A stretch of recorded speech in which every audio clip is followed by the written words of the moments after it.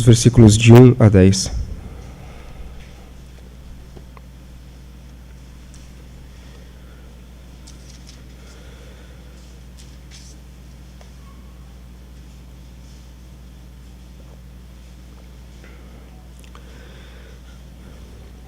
Evangelho segundo Lucas, capítulo 19, os versículos de 1 a 10. Diz assim a palavra do Senhor. Entrando em Jericó, atravessava Jesus a cidade. Eis que um homem chamado Zaqueu, maioral dos publicanos e rico, procurava ver quem era Jesus, mas não podia por causa da multidão, por ser ele de pequena estatura. Então, correndo adiante, subiu a um sicômoro a fim de vê-lo, porque por ali havia de passar. Quando Jesus chegou àquele lugar, olhando para cima, disse: Zaqueu, desce depressa, pois me convém ficar hoje em tua casa. Ele desceu a toda pressa e o recebeu com alegria. Todos os que viram isso murmuravam, dizendo que ele se hospedara com um homem pecador.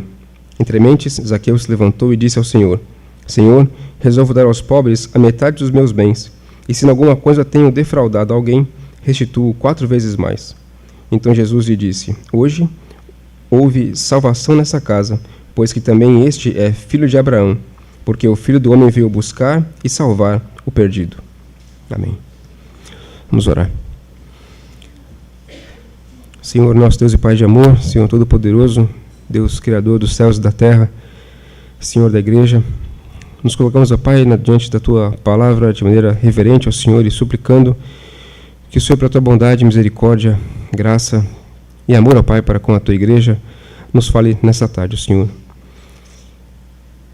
Reconheço, ó Pai, a minha total incapacidade, Senhor, de transmitir a Tua palavra, Deus, pela minha própria habilidade, Senhor. Por isso, obrigo que o Senhor tenha compaixão, Pai, de nós, de mim, Pai, em primeiro lugar, para que possa, Pai, ser eu mesmo, Deus, em primeiro lugar, exortado, Pai, e instruído por Ti, através da pregação da Tua palavra, que Teu povo aqui reunido, Senhor, possa também, ó Deus, ouvir da Tua voz, ouvir a Tua palavra, que seja o Senhor mesmo falando, Pai, com todos nós aqui nessa tarde, ó Pai, para a glória do Senhor, a glória do Teu santo nome, para a edificação da Tua igreja, e para que, se for para a Tua vontade, ó Pai, haja salvação no meio de nós, ó Senhor. Tenha compaixão, ó Senhor, o Senhor conhece as minhas fraquezas e minhas dificuldades, ó Senhor. Usa, ó Pai, Teu servo como um instrumento, ó Pai, para que Teu povo seja edificado, ó Senhor. Tenha misericórdia, ó Pai, de cada um de nós aqui, que possamos ouvir, ó Pai, com atenção a Tua palavra, Senhor, como sendo, ó Pai, o Senhor mesmo falando conosco, possamos guardar, ó Pai, no coração a Tua palavra, Deus, para não pecarmos contra Ti. Queremos te pedir, ó Pai, ainda pelos irmãos que não poderiam estar aqui, ó Pai, que você possa abençoá-los, ó Pai, onde quer que estejam, Senhor. Abençoe, ó Pai, também os irmãos que estão participando, ó Pai, da Santa Ceia em Pojuca, em Itapuã. Abençoe, ó Pai, esses irmãos, que possam, ó Pai, com discernimento, ó Pai, tomar assento à ceia do Senhor. Abençoe também, ó Pai, a vida do pastor, na viagem, ó Pai, de Pojuca para cá, trazendo, ó Pai, em segurança, para que possa, ó Deus, chegar em paz, ó Deus, e ministrar a Tua palavra sobre ele também em Itapuã. Abençoe a cada um de nós, ó Senhor, nosso pedido, ó Pai, nossa oração, que fazemos em nome de Jesus, nosso Senhor e Salvador. Amém. Nos versículos que nós acabamos de ler, nós temos aqui a conversão de uma alma. Temos alguém que era um pecador e que, ao se encontrar com o Senhor Jesus, tem a sua vida transformada. E essa é, sem dúvida, são histórias que temos sempre que ter em nossa mente, assim como temos o relato da história de Nicodemos, também da mulher samaritana. São histórias que devem estar sempre em nossa mente, para nos trazer sempre a memória de que o Senhor Jesus, o mesmo Senhor Jesus que esteve com essas pessoas e que falou com essas pessoas e que pregou o Evangelho para essas pessoas, é o mesmo Senhor Jesus que vive ainda hoje, morreu para pagar o preço pelos nossos pecados, mas que hoje está vivo, ressuscitou dentre os mortos, e hoje e ainda hoje fala com toda a humanidade, com todos os homens, aqueles que são eleitos pelo Senhor, para que possam ser recebidos. E o mesmo Senhor, então, que salvou essas pessoas, que nós temos o relato na Palavra de Deus, é o mesmo Senhor Jesus que ainda hoje pode e quer também salvar a todos os que estão perdidos, e todos aqueles que se humilharem, se reconhecerem como sendo pecadores, e reconhecerem em Cristo Jesus a única fonte da salvação. Mas antes de vermos um pouco mais de detalhes, a mensagem que esse texto nos traz, nós primeiro, como introdução, olhamos um pouco para vermos quem era esse Zaqueu. Zaqueu, a palavra de Deus nos diz que ele era maioral dos publicanos. Então, era alguém que era responsável pela coleta dos impostos. Haviam os outros publicanos que cobravam os impostos e tinha, então, o Zaqueu como chefe desses outros publicanos. E assim como acontece hoje, ninguém gosta muito de pagar os impostos, e especialmente no caso daquela situação do povo de Israel, ainda mais porque provavelmente com o agravante de que aqueles que eram os responsáveis por cobrar os impostos não só cobravam os impostos que realmente eram devidos, mas extorquiam o povo, aumentando um pouco a carga de impostos, para que eles pudessem reter uma parte desses impostos, uma vez que havia um imposto determinado pelo governo, e então eles tinham essa prática pecaminosa de cobrar um pouco a mais para reter esse valor a mais e colocar no seu próprio bolso para seu próprio uso, roubando assim. Então, eram pessoas que eram do povo de Israel, era um judeu, mas que roubava o seu próprio povo porque tinha essa possibilidade de fazer assim por conta do seu ofício. Então, vemos que não era uma pessoa que era muito querida pelo povo, pelas pessoas que estavam ali em volta e que viram o que estava acontecendo na sua vida. Vimos então que era um homem rico, a palavra de Deus diz que ele era maioral dos publicanos e rico. Então, o fato de Zaqueu ser um homem rico, e vemos aqui agora o relato da conversão da sua alma, vendo a transformação que o Senhor Jesus opera na sua vida, no livro de Lucas, e nesse contexto, deixa a história ainda mais interessante, no sentido de que, no capítulo anterior, o Senhor Jesus falava sobre... Lucas relata a passagem do encontro do Senhor Jesus com um tal jovem rico, e que acreditava que estava pronto para seguir ao Senhor, mas que, quando é confrontado contra aquilo que ele mais amava, que era a sua riqueza, ele então desiste de seguir ao Senhor e acaba não tendo a lei de Deus como o mais importante de sua vida, mas, ao contrário, prefere colocar em primeiro lugar as suas riquezas. E o Senhor Jesus, então, faz uma exortação quanto ao perigo da riqueza para a alma do homem. O quanto a riqueza pode ser perigosa se o homem não souber tratar, não souber lidar com aquilo que Deus, mesmo pela sua bondade, misericórdia, pela sua providência, tem dado ao homem. E o Senhor Jesus chega a dizer que seria mais fácil passar um camelo pelo fundo de uma agulha do que um crente, do que um rico fosse salvo. E aqui, então, logo depois dessa passagem, dessa exortação do Senhor Jesus com relação às riquezas, vemos o Senhor Jesus se encontrando com um homem rico e levando a salvação até ele. O que é uma prova de que o Senhor Jesus estava não dizendo que aqueles que são ricos não poderão herdar o reino dos céus e que aqueles que são ricos, então, estão automaticamente condenados ao inferno. O que o Senhor Jesus mostra aqui é que, na verdade, não há... Para Deus, tanto faz se é rico ou se é pobre. A questão é onde está o nosso coração. Como vimos pela manhã o pastor falando, né? Onde está o seu tesouro, aí também estará o seu coração. E também a exortação que o pastor lembrou do Salmo 62, versículo 10, que fala que se as suas riquezas prosperarem, você então não deve colocar nelas a sua alegria, não deve confiar nelas o seu coração. Então vemos que Zaqueu, então, era um homem que tinha todas as condições favoráveis para não seguir ao Senhor. Era um homem com pecados aparentes e com pecados que todos podiam olhar para ele e enumerar os seus pecados. E, além de tudo, também ainda era um homem que tinha o seu coração voltado para a sua riqueza e para aquilo que ele podia conquistar, ainda que, mesmo que fosse de maneira ilegal, ele assim fazia. E vamos ver, então, como é que ocorre essa transformação na vida deste homem, e assim como Deus também quer operar a transformação nos nossos corações, seja qual for o tipo de pecado que há no nosso coração. Em primeiro lugar, o que esse texto nos ensina é que ninguém é tão ímpio que Cristo não possa salvar, ou ninguém é tão ímpio, tão pecaminoso, tão pecador, que fique longe do alcance do poder da graça do nosso Senhor. Aqui nós temos então a conversão de um publicano, e como já disse,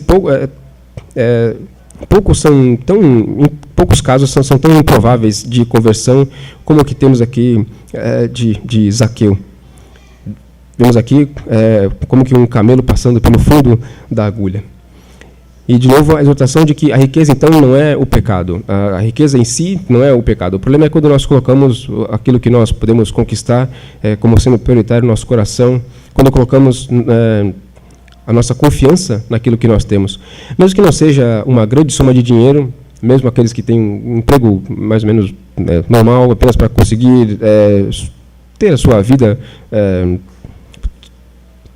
sem muitas regalias, mas que colocam a sua confiança no seu dinheiro e no seu trabalho, e então confiam de que amanhã poderão se levantar porque estão com uma boa saúde, e confiam que, ainda que ficarem doentes, poderão se levantar da sua doença porque têm um bom plano de saúde, ou porque têm condições de comprar os remédios necessários para poder sustentar, para poder fortalecer novamente, para poder curar a sua saúde.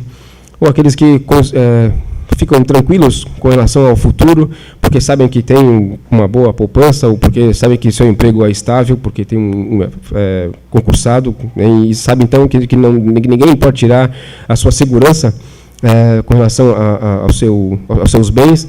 Então coloca toda a sua confiança nisso, ainda que não seja uma grande soma de dinheiro, mas coloca a sua confiança e a sua segurança nessas coisas.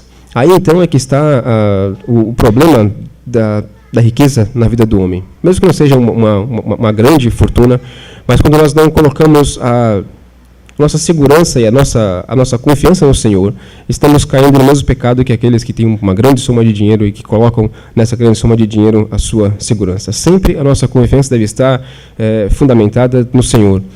Podemos ter a certeza de que, com relação à nossa saúde, ainda que não tenhamos a saúde física, e ainda que passemos por alguma tribulação, alguma enfermidade, o que deve trazer confiança para nós, deve trazer segurança e conforto ao nosso coração, não é a possibilidade de obter os recursos para termos a saúde restaurada, mas a certeza de que, com saúde ou sem saúde, estamos caminhando junto com o Senhor, e que, ainda que não temos a saúde, temos a certeza da salvação que o Senhor Jesus comprou para nós.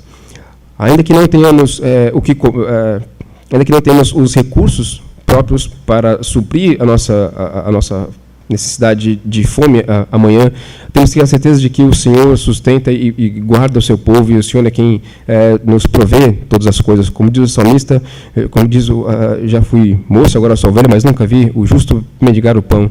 Então, sempre o nosso socorro e o nosso amparo vem do Senhor. No momento, qualquer que seja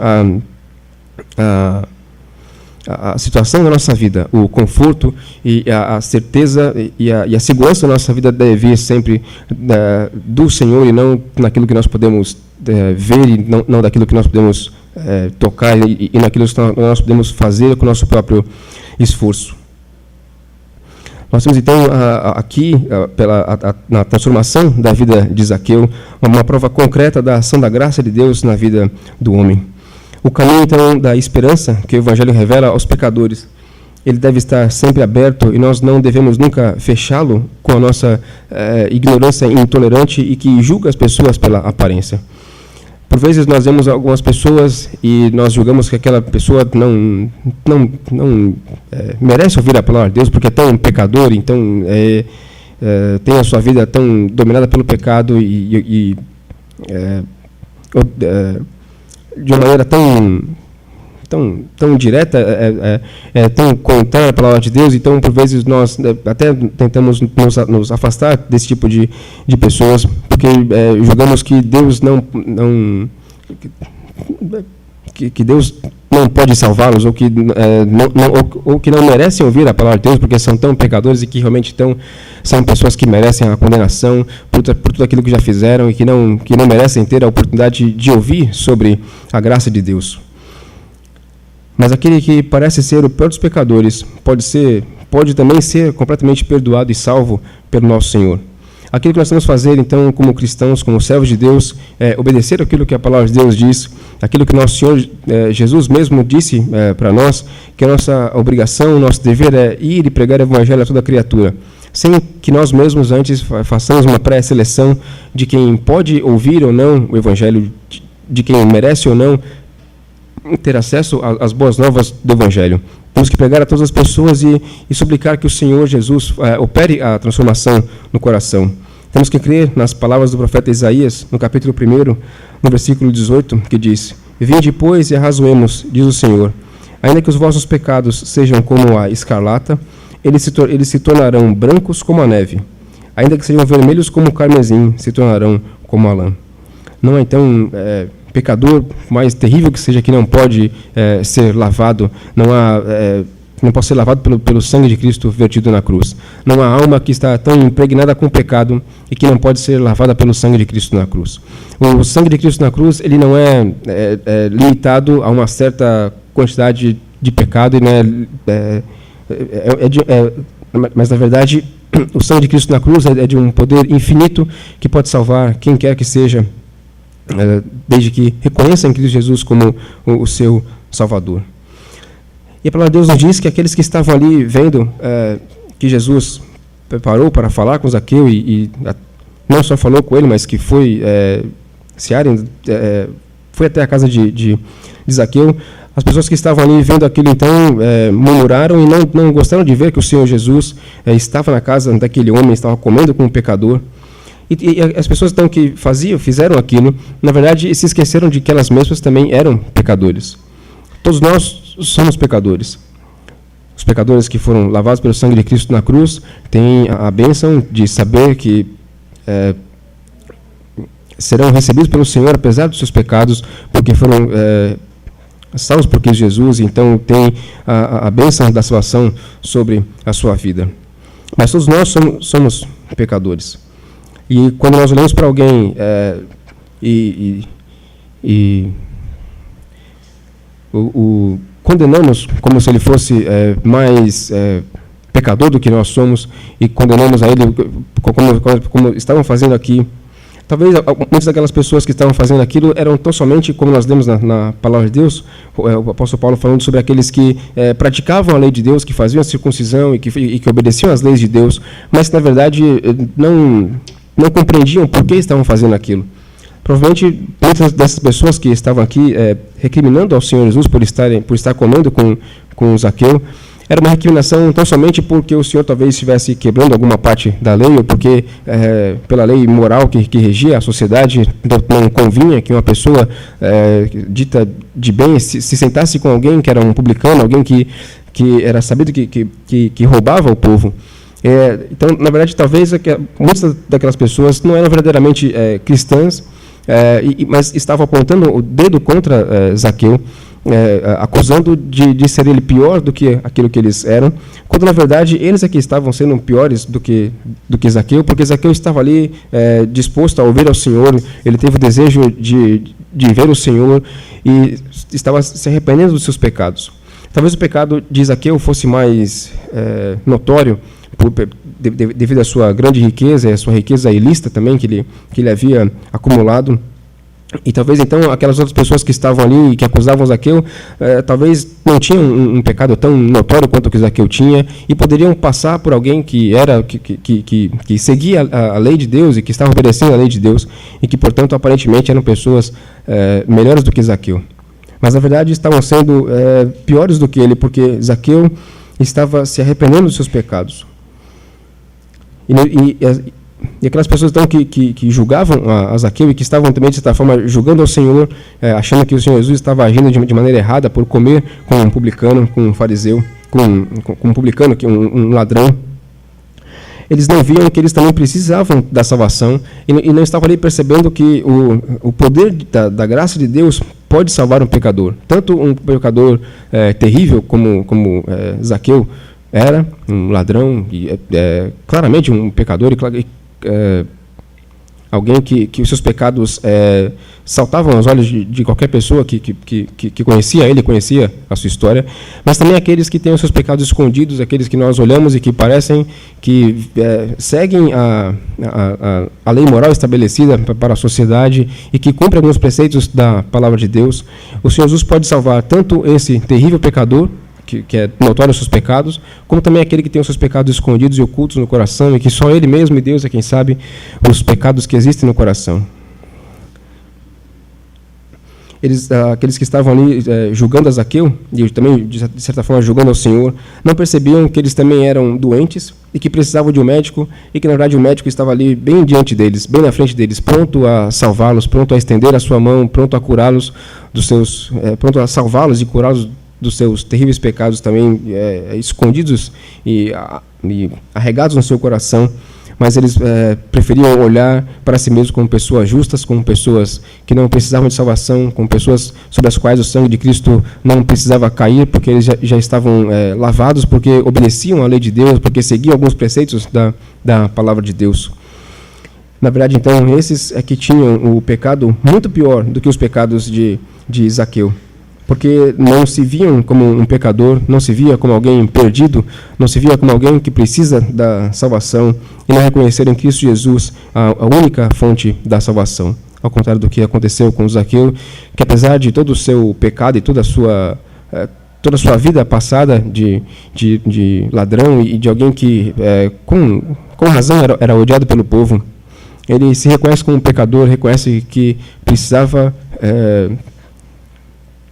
se reconhecer como pecador, ele se humilhou diante do Senhor, e vamos ver adiante depois o bom testemunho que ele deu da transformação que ocorreu no seu coração, depois de se reconhecer como pecador e de aceitar a Cristo como seu Salvador.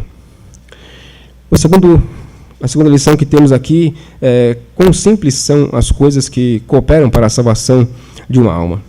Zaqueu, ele queria ver o Senhor Jesus, colocou no seu coração o desejo de ver o Senhor, mas ele não podia, porque diz a palavra de Deus que ele era baixo, era de pequena estatura. Então ele procura um plano, uma maneira para que ele conseguisse ver o Senhor. Aparentemente, quando lemos a primeira vez o início da história de Zaqueu, não nos parece que ele era alguém que realmente já havia se convertido, ou alguém que tinha algum interesse mais, vamos dizer assim, espiritual em ver o Senhor. Aparentemente, o que movia Zaqueu no seu intento de ver o Senhor era apenas uma curiosidade de ver aquele homem que todos estavam falando, e toda aquela multidão estava lá para ver aquele homem, então ele também teve esse desejo de estar ali por perto para ver aquele homem. Mas, então, uma vez que essa curiosidade apareceu no seu coração, ele então procurou uma maneira para que pudesse satisfazer a sua curiosidade, e nem a sua pequena estatura diante de toda aquela multidão o impediu de que ele fosse procurar uma maneira de satisfazê-la. E até mesmo, apesar de toda a sua condição rica e de importância na sociedade, ele não se importou em procurar uma maneira humilde de procurar ver o Senhor, que era subindo em uma árvore, para poder, como uma criança que deseja ver algo novo, sobe em uma árvore para poder ver o que estava acontecendo. E dessa atitude, então, aparentemente insignificante aos olhos dos homens, foi que dependeu a salvação de Zaqueu. Assim, então, nós aprendemos que aqueles que desejam, sinceramente, ver a Cristo, eles irão sempre usar os meios que estiverem ao seu alcance para obter esse acesso ao Senhor Jesus, e irão atravessar as dificuldades que for, a oposição que for, e estarão dispostos a empenhar seu máximo para encontrar com o seu Salvador. Nada será muito difícil, nada será muito complicado, e nem será deixado para mais tarde, quando existe o desejo sincero no coração, o desejo verdadeiro no coração de ver ao Senhor. Nós, então, não podemos olhar com desprezo aos começos que parecem ser humildes. Nós devemos considerar importante qualquer esforço que seja feito em prol do bem das nossas almas, e qualquer esforço que nós também venhamos a fazer em prol do bem das nossas almas. Nada deve parecer insignificante ou sem razão, ou muito simples de fazermos. O que estiver ao nosso alcance, que nós podemos fazer para termos comunhão com o Senhor e para termos acesso à palavra de Deus, ou para ter acesso ao Senhor Jesus, temos que fazer, por mais simples e por mais irrelevante que possa parecer. Desses pequenos atos é que pode vir uma grande transformação na nossa vida, na nossa alma.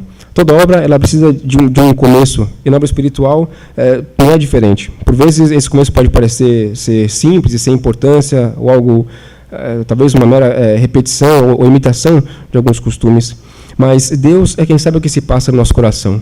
Nós, normalmente, não podemos julgar alguém porque está fazendo alguma coisa, porque alguém que tem vindo à igreja e que tem ouvido a palavra de Deus, não podemos julgar como esse está vindo só porque a mãe ou o pai obriga, mas alguém que está diante da palavra de Deus, mesmo que seja só por curiosidade que venha ouvir a palavra de Deus, ainda melhor ouvir a palavra de Deus apenas por curiosidade do que não ouvir nada sobre a palavra de Deus.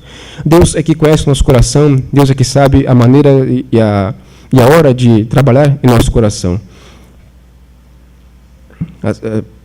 Quando então vemos essas coisas, quando estamos diante dessa situação de alguém começando a vir a palavra de Deus, ou até mesmo nós, quando estamos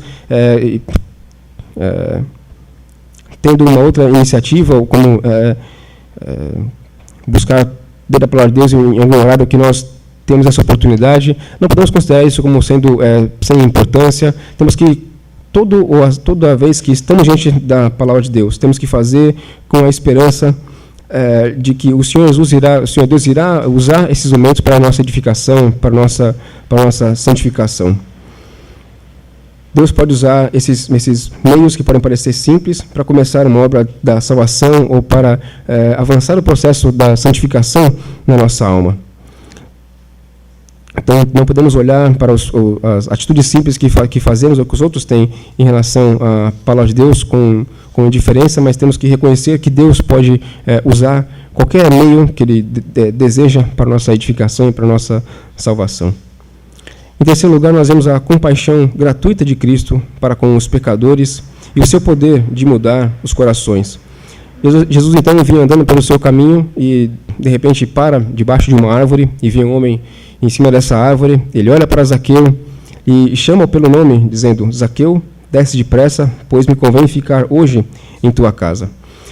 Vemos aqui que Cristo, ele não somente abre o nosso coração, mas ele também o prepara para que nós possamos recebê-lo.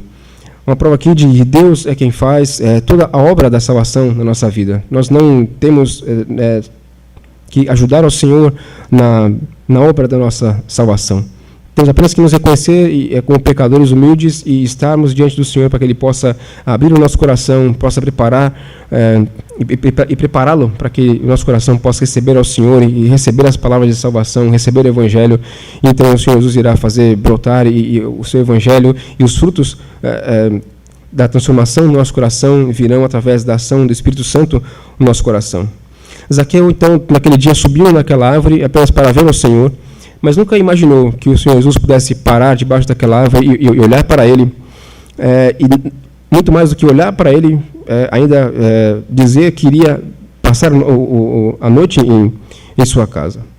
O Zaqueu entendia que aquela era uma honra grande demais para ele e que ele não merecia isso de maneira alguma. Essa humildade que Zaqueu demonstra aqui é o que diferencia os pecadores que serão salvos daqueles que são arrogantes e que serão condenados. Os eleitos de Deus, eles se humilham diante do seu Salvador, diante do Salvador das suas almas. Eles se conhecem que ali está o Criador de todas as coisas, o Deus da vida, aquele que pode perdoar os pecados, aquele que pode fazer toda a vida passada de pecado ser apagada e ser lavada pelo sangue de Cristo na cruz. Então, se humilha diante do seu Salvador. Aqui nós vemos esse pequeno trecho da palavra de Deus, nos mostra o quanto a graça de Cristo jamais será louvada em excesso. Não existem palavras suficientes, por melhor que seja o orador, não existem palavras suficientes para que possa expressar de maneira adequada a infinita bondade e prontidão e misericórdia do nosso Salvador para nos receber nos receber, e também a sua infinita capacidade de perdoar os nossos pecados, de perdoar os pecadores, de receber os pecadores debaixo das suas asas e para conceder a salvação. Acima de tudo, essa passagem nos mostra claramente que a salvação vem apenas pela graça de Deus, não pelas obras. Quando o Senhor olha para Zaqueu e diz para ele que era para ele descer, porque convinha que o Senhor Jesus ficasse na casa dele hoje, naquele dia, até ali Zaqueu não havia dado nenhuma demonstração de que ele fosse alguém que merecia ser salvo. Não havia dado nenhuma demonstração de que ele era alguém que merecia ser considerado como um servo de Deus. Por isso que as pessoas que viram quando o Senhor Jesus estava ali com o Zaqueu, murmuravam e reclamavam, porque como podia o Senhor Jesus estar ali na casa daquele pecador? Mas vemos que o Senhor não considera essas coisas. Aquilo que os homens veem, aquilo que os homens julgam como sendo o padrão daqueles que podem ou não podem ser salvos, daqueles que têm sido transformados pelo Senhor ou que não têm sido, aquilo que os homens podem ver não é aquilo também que o Senhor Jesus vê. Aquilo que ele vê, aquilo que Deus vê, aquilo que Cristo vê é o que está no nosso coração. E é a obra exclusiva da graça de Cristo Jesus, a salvação na vida do homem. Zaqueu então não era alguém que aparentemente merecia a salvação ou que havia feito alguma coisa para receber a salvação. E a palavra de Deus tem, além do exemplo de Zaqueu que nós vemos aqui, outro exemplo muito claro dessa graça infinita do Senhor em salvar os pecadores é com Paulo. Paulo, quando foi salvo, quando teve o seu encontro com o Senhor Jesus, o que ele estava fazendo era exatamente perseguindo aqueles que adoravam a Cristo Jesus. Quando Paulo foi salvo, ele havia acabado de ser testemunha do assassinato de Estevão e tinha conseguido autorização para que pudesse perseguir os cristãos, para matar mais alguns e prender mais alguns cristãos. Então, vemos alguém que olha para uma pessoa que está nesse intento, aquilo que nós pensamos em primeiro lugar esse homem deve ser preso, esse homem deve ser morto, qualquer coisa, menos que esse homem deve ouvir a palavra de Deus. E foi nessa situação que o Senhor Jesus encontrou a Paulo, e foi nessa situação que Paulo foi transformado e foi transformado no grande apóstolo que todos nós sabemos que foi e que sofreu tantas coisas também pela palavra de Deus. Uma prova de que a salvação é totalmente pela graça. E a graça salvadora de nosso Senhor é, então, o único pensamento que pode conceder descanso e consolo na hora da nossa morte. Como falei no começo, nossa confiança com relação à nossa saúde, com relação à nossa vida, não deve estar em termos os recursos para recuperarmos a nossa saúde, mas em saber que, se fomos salvos pelo Senhor, ainda que tenhamos que passar pela morte, temos o descanso e o consolo e o conforto de que estaremos com o Senhor, seja qual for a dificuldade pela qual nós passamos, ainda que seja a morte, temos a certeza de que estaremos com o Senhor. Quando fecharmos os olhos aqui e abrirmos os olhos na outra vida, estaremos vivos para a vida eterna com o Senhor, o nosso Salvador. Nós temos então que proclamar essa doutrina todo o tempo, para que as pessoas venham a Cristo como estão, e não que se demorem na vã esperança de que podem preparar a si mesmos para se tornarem dignos de virem a Cristo. Enquanto o homem tentar corrigir a sua vida para depois buscar ao Senhor, estará gastando seu tempo em vão, com um desejo pecaminoso e idólatra de que o homem é mais poderoso do que Deus e que o homem também deve ajudar ao Senhor, deve ajudar a Deus nesse processo de salvação. O que nós temos que fazer é reconhecermos a nossa total incapacidade diante da nossa vida pecaminosa e nos curvarmos e nos humilharmos diante do Senhor. Como o Senhor nos diz em Apocalipse, no capítulo 3, no versículo 20, ele diz: "Eis que estou à porta e bato. Se alguém ouvir a minha voz e abrir a porta, entrarei em sua casa e cearei com ele e ele comigo." Deus é quem opera toda a obra da salvação na nossa vida unicamente pela sua graça e não porque haja algo em nós que nos torne merecedores e dignos de receber o Senhor Jesus em nosso coração. Em último lugar, o que nós temos a última lição que temos aqui é que aqueles pecadores que são convertidos, eles sempre manifestarão evidências da sua conversão. Depois de receber o Salvador na sua casa, Zaqueu então se levanta e dá um testemunho da transformação que o Espírito Santo já havia feito no seu coração. Nós vemos então que a mudança de vida naqueles que recebem a Cristo como seu Salvador, ela é imediata. Eles deixam tudo para trás, esquecem tudo aquilo que lhes dava segurança e que trazia alegria ao seu coração pecaminoso, deixam tudo isso para trás para seguir ao Mestre, ao Senhor Jesus, assim como nós vemos os discípulos fazendo. Alguns estavam trabalhando como pescadores, outro, como Mateus, estava também coletando impostos, e quando o Senhor Jesus chega e diz para seguir, eles não dizem, não, deixa eu só fechar aqui, deixa eu só ajeitar para passar para o próximo, deixa eu só acertar aqui com meu pai como é que vai ser, quem que vai ajudar ele agora com a pesca. Eles simplesmente deixam tudo o que estão fazendo e seguem ao Senhor.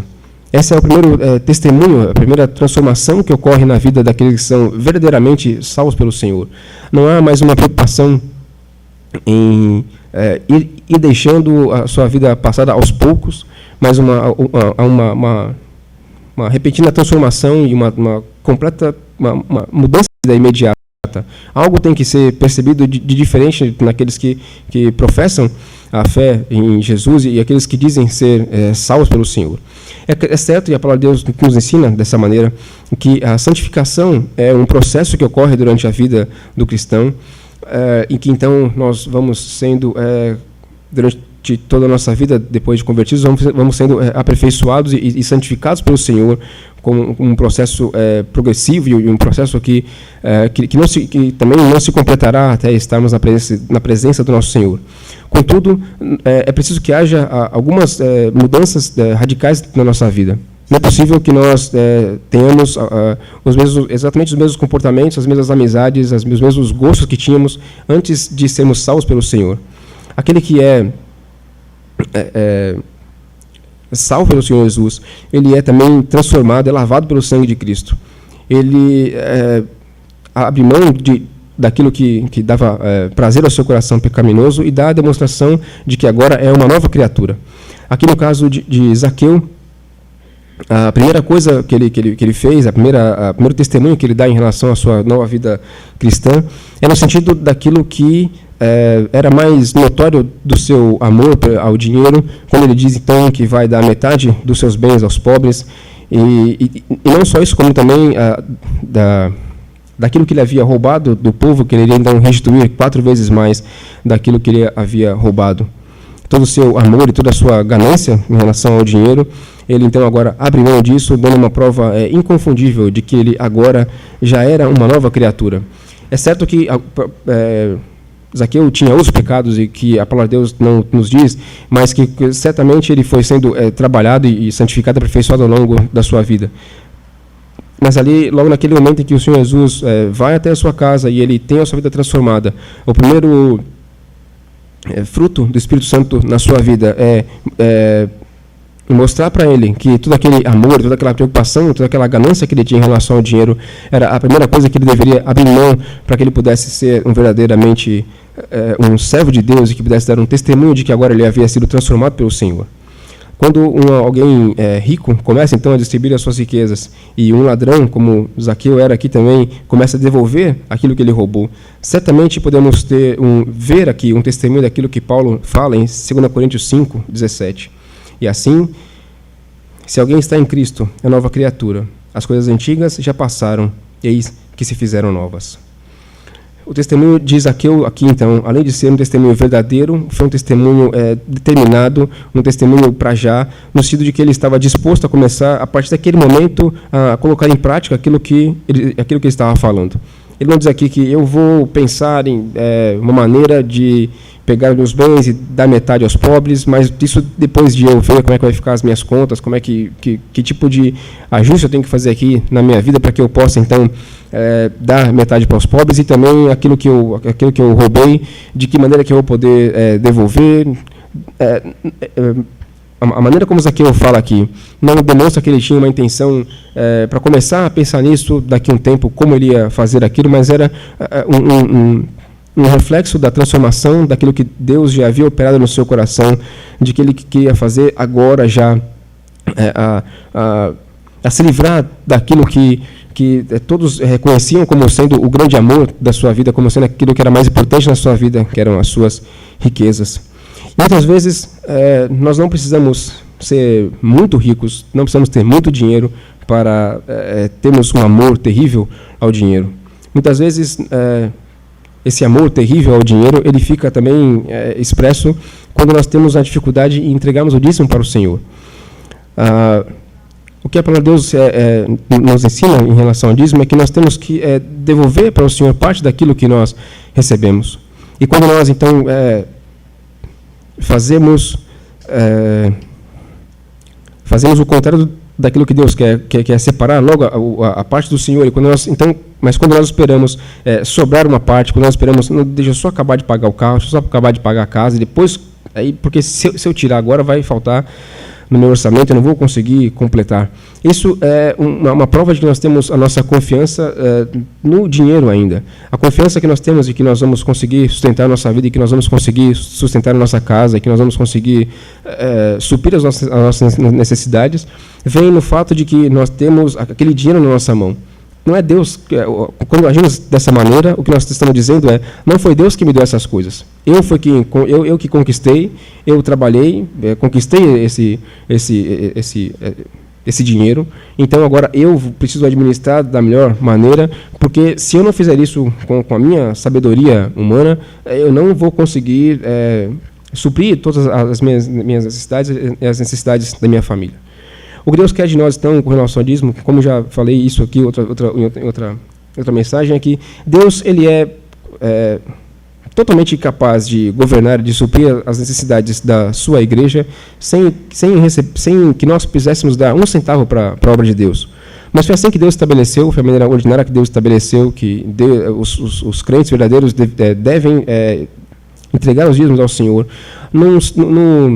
como uma demonstração de que confiam no Senhor e de que o Senhor irá suprir as suas necessidades, ainda que pareça que a conta não fecha, mas o Senhor certamente, com aqueles que são fiéis, aqueles que com responsabilidade utilizam os recursos que o Senhor nos deu, certamente serão abençoados, certamente terão como suprir todas as suas necessidades, desde que coloquem a sua confiança no Senhor e não coloquem a sua confiança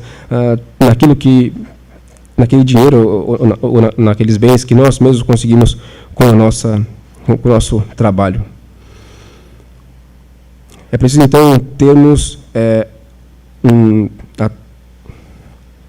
esse desprendimento de confiarmos no Senhor e darmos um testemunho daquilo que Deus fez na nossa vida em todos os aspectos da nossa vida. Não podemos deixar algumas partes escondidas do nosso coração e em que Deus não pode atuar nessa parte aqui, pode deixar que eu continuo administrando, que aqui eu sei como é que funciona. Temos que abrir nosso coração completamente para o Senhor e permitir que o Senhor Jesus opere em todas as áreas da nossa vida, para que nós possamos, em todos os aspectos da nossa vida, em todas as áreas da nossa vida, possamos dar um bom testemunho daquilo que Deus fez em nós, demonstrando que agora verdadeiramente somos servos de Deus. Até ali, então, Zaqueu havia servido a si mesmo e as suas riquezas, mas agora ele considera tudo isso sem nenhum valor, porque agora ele percebeu que aquilo que era mais valioso, o presente mais valioso que ele podia receber, que era a salvação de Cristo, a salvação de seus pecados, ele recebeu gratuitamente do nosso Senhor. Zaqueu, então, não precisava de mais nada, porque agora ele tinha o mais importante, que era a certeza de que a sua alma estava livre das garras do pecado. Zaqueu, então, aqui demonstra que ele estava pronto para responder aquela pergunta que o Senhor faz também no Evangelho de Lucas, na parábola, quando ele diz: louco, essa noite pedirão a tua alma, e o que tem preparado? Para quem será? Zaqueu, então, demonstrou que ele tinha compreendido que aquilo que ele tinha era para aquilo que ele tinha era para o Senhor, que ele estava pronto para entregar a sua vida física naquele momento ao Senhor, com a certeza de que ele seria recebido pelo Senhor. Aquele, então, que deseja provar que é um crente verdadeiro deve andar nos passos de Zaqueu, ou seja, renunciar completamente aos pecados que antes o assediavam com grande facilidade. E precisa, então, começar a obedecer os mandamentos de Deus que no passado nós odiávamos e até mesmo desprezávamos. Ainda que não dizendo isso de maneira consciente, mas é assim que vive alguém que não aceita o Senhor como seu Salvador, odeia aquilo que Deus estabeleceu como a sua lei e despreza os mandamentos do nosso Senhor. Um crente, então, deve viver de tal modo que todos saibam que é um servo de Deus. Uma fé que não purifica o coração e a vida não é uma fé verdadeira. E o homem que professa conhecer a Cristo e crer nele, enquanto se apega ao pecado e ao mundo, na verdade está caminhando a passos largos para o inferno, com uma mentira agarrada no seu braço e no seu coração. Que o Senhor Deus, então, pela sua misericórdia, nos abençoe para que, ao chegarmos ao final da meditação dessa passagem, nós possamos ter sempre em mente o último versículo, sempre ecoando no nosso coração, que diz: porque o Filho do Homem veio buscar e salvar o perdido. O Senhor Jesus tem mais prazer em ser conhecido como o Salvador do mundo do que como um juiz. É certo que ele é o juiz e irá julgar todos aqueles que não obedecem à sua lei, mas tem muito mais prazer em salvar aquele que está perdido, porque, como ele mesmo diz, ele veio buscar ao perdido, veio buscar aquele que está perdido nos seus pecados. Nós podemos, então, verificar se nossa alma realmente está salva, e se estivermos convertidos, nós podemos, então, dizer, como o salmista no Salmo 116, no versículo 12, que darei ao Senhor por todos os benefícios que tem feito para comigo? Amém. Que Deus, pela sua bondade e misericórdia, aplique a sua palavra em nosso coração. Peço ao presbítero Jonan que nos leve a Deus em oração para encerrarmos o culto.